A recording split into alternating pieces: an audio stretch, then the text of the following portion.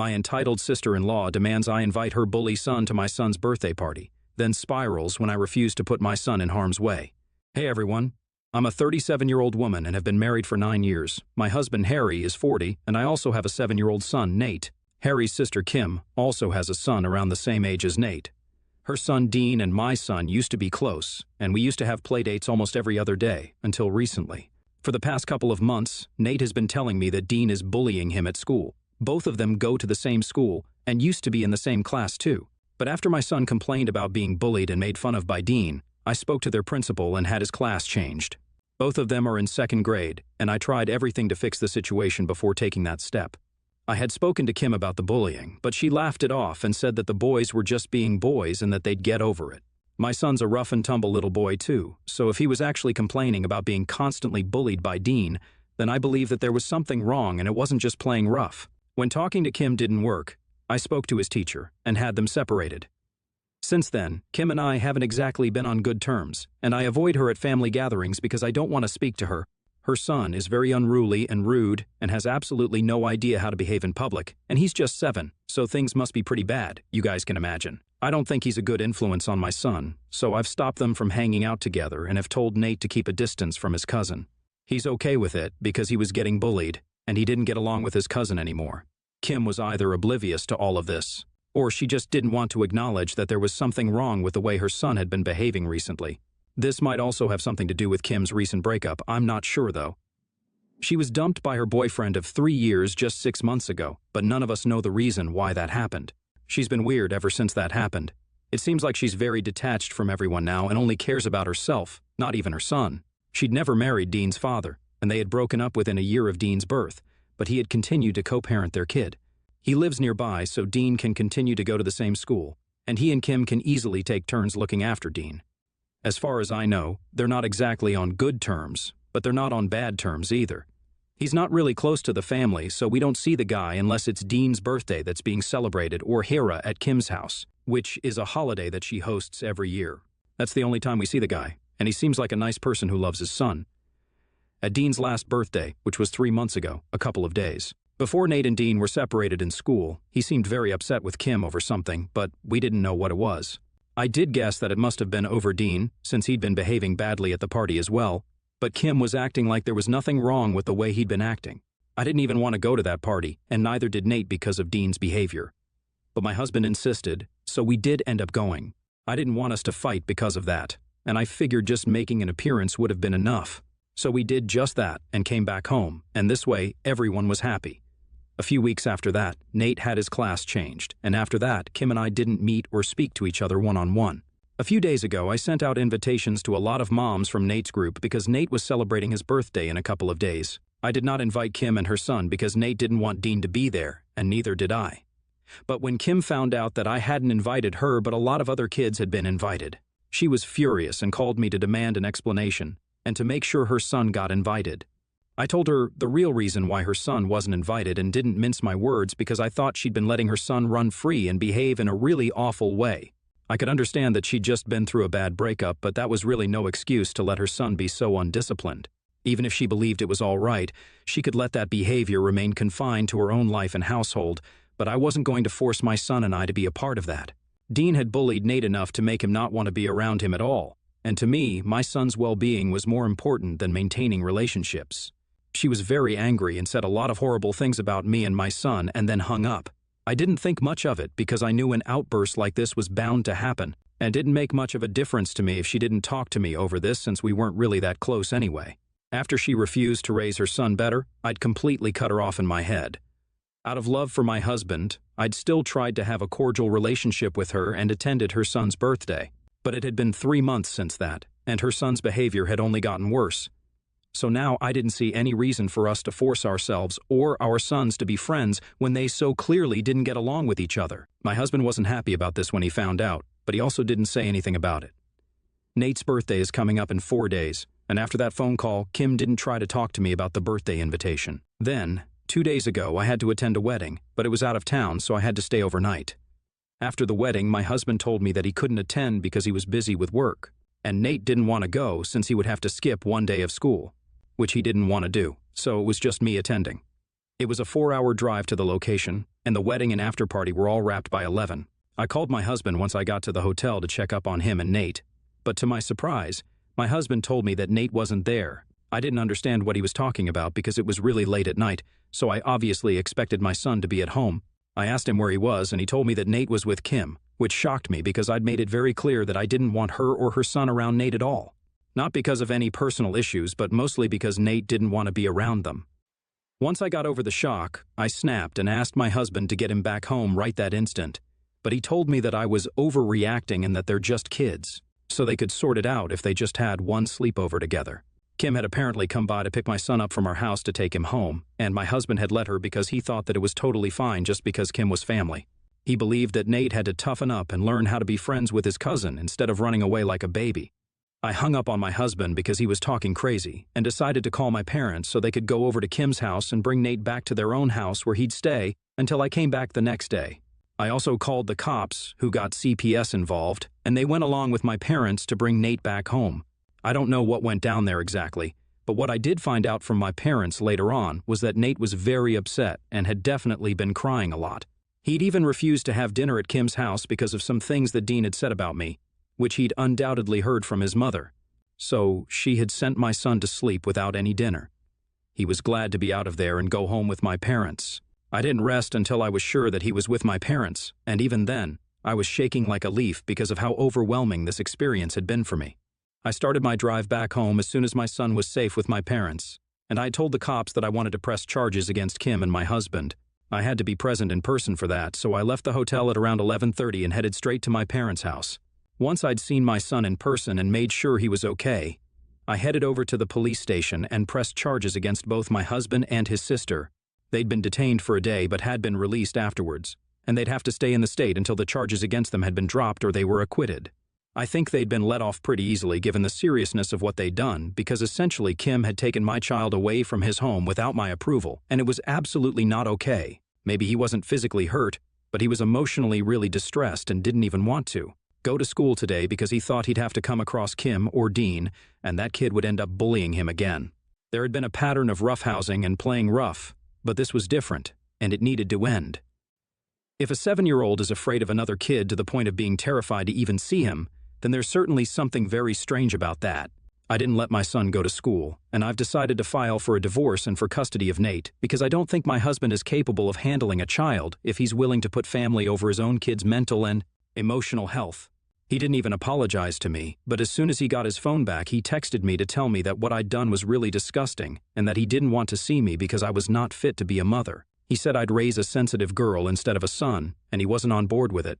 So now I could either come back to him and raise Nate on his terms, or I'd have to fight him for custody. I didn't even respond to that message, but a couple of hours ago I received another message from him saying that Kim was in the hospital because of me. Apparently, he said that because of my overreaction the other day, Kim's ex had decided to file for full custody of Dean and had even come by to take him away because he believed that she wasn't capable of raising him anymore. She couldn't even stop him because he'd come with CPS, and since she was already facing charges for what she'd done with Nate, things weren't looking too good for her.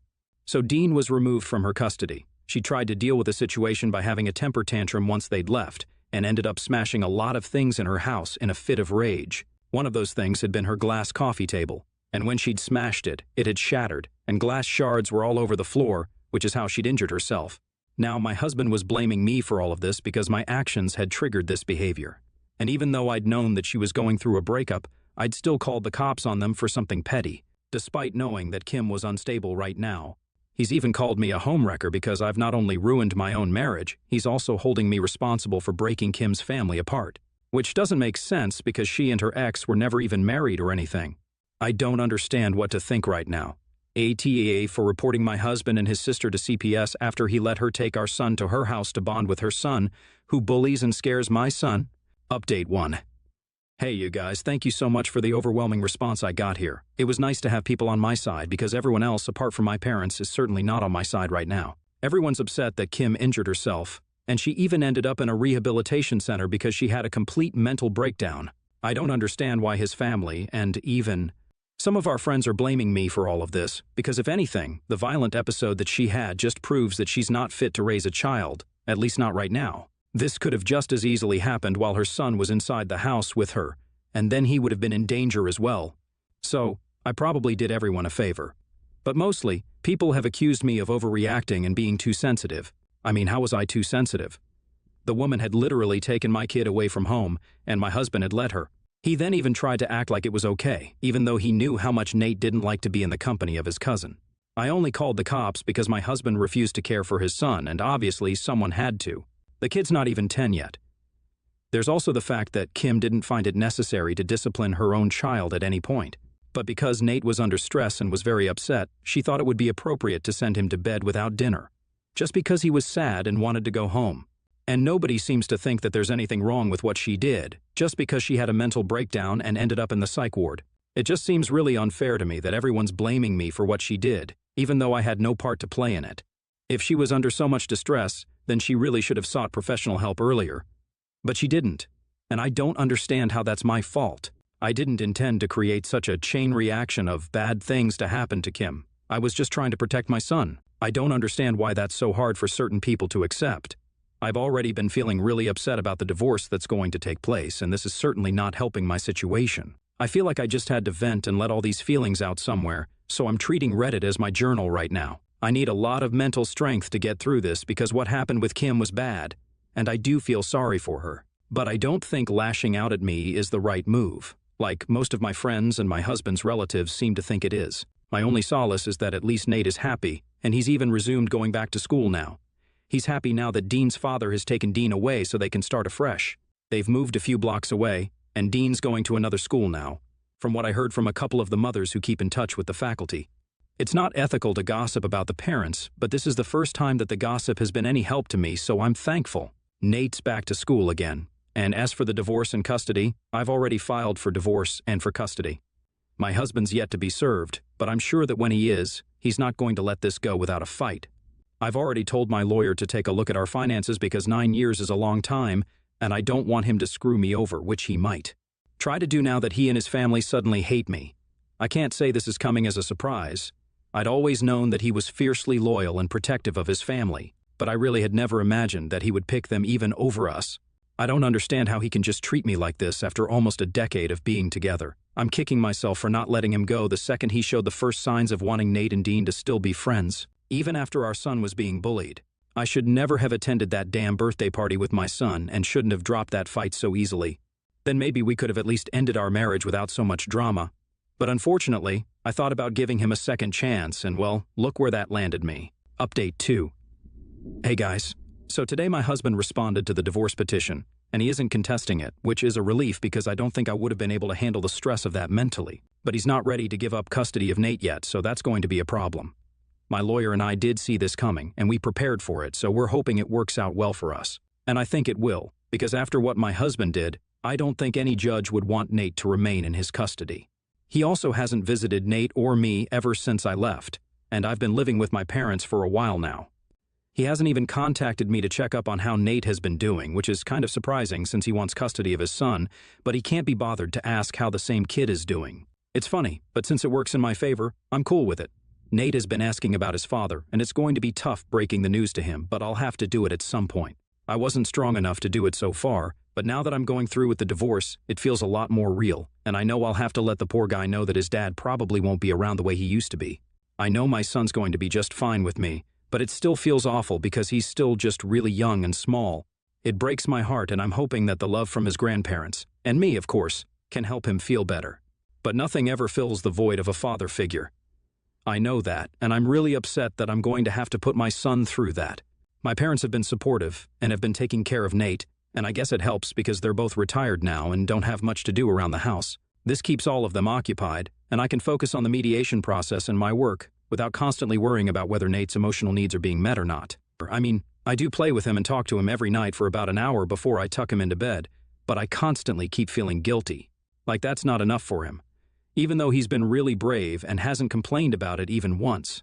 I just worry about whether I'm being a good mom or not, and I really hope that I am because otherwise, I don't know who I am. Update 3. This is the night before the first mediation session for the custody case. It's around 3 in the morning right now, and I'm shivering, even though it's a summer night and relatively warm because of what my psychotic, crazy, immoral, soon-to-be ex-husband just did. It started when Nate and I were just about to go to bed at around 9:30. Someone rang the doorbell, and my dad was soon in our room telling me to come downstairs because my husband was at the door. He didn't understand what was going on, and neither did I. I told him that I didn't want to speak to my husband, so he needed to go away. My dad said that he seemed totally out of sorts and suspected that he was either really drunk or on drugs. He asked me if I wanted to call the police. Before I could even answer, I heard my husband screaming out my name and then yelling out expletives directed towards me. I freaked out a little, and so did Nate. So I told my dad to call the police immediately. We'd hardly even dialed when we heard the sound of smashing glass from downstairs, followed by my husband laughing loudly, and then the sound of a car pulling out, which meant that he'd left. My mother had already fallen asleep before my dad showed up, but as soon as she heard the sound of the glass breaking, she rushed upstairs to check on me. Thankfully, all of us are unharmed, but we were all really traumatized and didn't dare to move or do anything until we were sure that he wasn't loitering around anymore. We'd heard the car drive away, but we still couldn't believe that this was happening, and were scared of even breathing too loudly. When we went down to check the damage, we realized that the psycho had thrown one of the potted plants my mom keeps outside for decoration into the house through the glass window in the living room. There was glass all over the floor. After that, we wasted no time in calling the cops and pressing charges against him for destruction of property and also harassment. It turned out he had been drinking and celebrating that he had finally managed to get rid of me with his family in the house that we had lived in for so long. It was his family's bright idea to go to my house the night before the first mediation meeting to mess with me a little bit. Of course, they hadn't seen this coming, and when we came face to face at the police station, his mother was practically begging me to let this one incident slide and claiming that it was just a prank. It took me a lot of restraint, but I managed to ignore her altogether and came back home. It's been a couple of hours since, but I still haven't been able to bring myself to process any of this. It feels weird that the guy who had been the love of my life for so many years is even capable of doing something as nasty and deranged as this. Nate, thankfully, had fallen asleep, but even he was very traumatized, and kept asking if that was his father's voice that he'd heard. I didn't know how to answer that, so I just didn't say anything, and I think it's better off that way. He doesn't need to know any of this right now, he can just be a kid. I'm still in shock, but I've told my lawyer what happened. Since I don't believe my husband will be showing up for our meeting with the mediator tomorrow, I'll be filing a restraining order against him first thing in the morning. Update 4.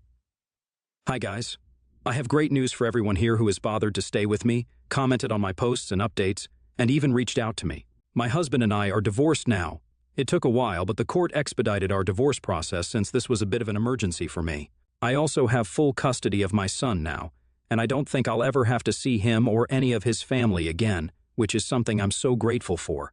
As far as I know, Kim is still in rehab for her mental issues or whatever, and my husband's probably going to be facing time for everything he's done. I'm going to therapy with my son to undo all the damage that he and his family have done to our mental health. We're also going on a mother-son trip soon to cheer the little guy up, and I couldn't be happier about how things turned out. It was rough for a while, but this is a new chapter of my life now, and I'm excited for what the future holds for me.